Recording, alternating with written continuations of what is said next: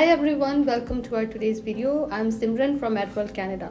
Today we are going to talk about how to apply for a visitor to study permit in 2024. Recently there has been big changes in the immigration and we are going to talk about all these changes one by one. The first major change is the requirement of a testation letter for a study permit application.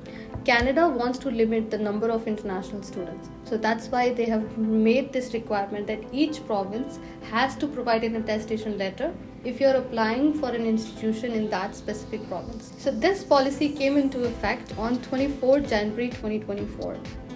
That each study permit application has to be submitted with an attestation letter. But the good news is, if you are a visitor in Canada doing a prerequisite program, you are not required to provide an attestation letter with the study permit application. Yes, you heard it right. You are exempted from providing the attestation letter with your study permit application, which again makes your study permit application with a visitor visa in 2024 much easier as compared to applying for a study permit application from the overseas. So the second major change is about the public-private partnership institutions work permit eligibility. A lot of students are confused that what institutions are still offering work permit and what has changed. So let me clarify it for you. There are three types of institutions in Canada: public, private, and public-private partnerships.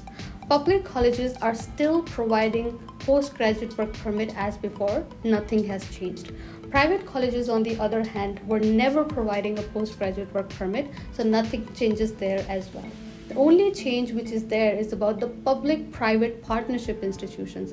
For example, there are certain colleges which has a main campus in a different location, but they want to offer a program in one of the GTA campuses or one of the main city campuses. So what they were doing, they were having a partnership with some private institutions and they were using their campus to provide their programs and offer them PGWP at the end. However, students were not getting the kind of facilities they deserve after paying the tuition fee as similar to the main campus, but they were not getting those facilities. So those institutions, Canadian government has understood, are not providing the quality education. So those institutions from 1st September 2024 will not be providing PGWP. If you're still confused, you can still get in touch with us and we can tell you what schools are providing PGWP and which are not. The third major change is about spousal work permit. Now the question is, who can apply for a spousal work permit? If you're studying a program which is undergraduate level or a postgraduate level program, you cannot apply for a spouse work permit. Students who are going for a master's program are eligible for a spousal work permit.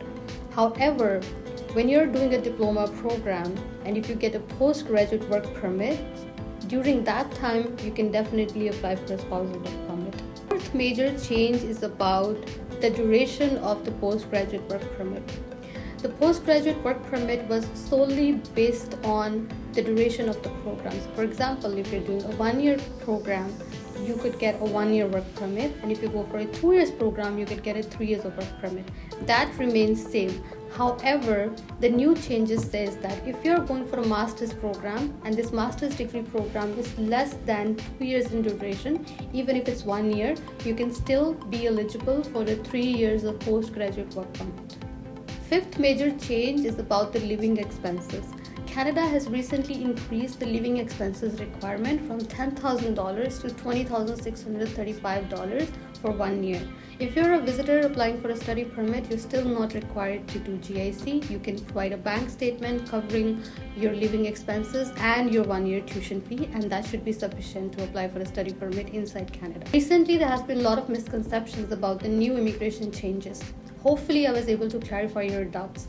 If you're looking for the correct information, make sure you go through the credible sources. For example, the IRCC website, or you can get in touch with us as well. You can book a consultation with us and the link is given in the description box. Thank you for watching our video.